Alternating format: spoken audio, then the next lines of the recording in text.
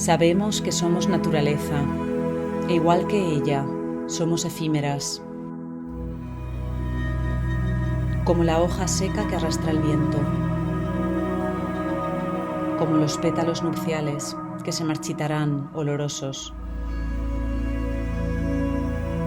Así también es nuestro arte, fugaz, como las estrellas que iluminan los momentos y los llenan de sensaciones.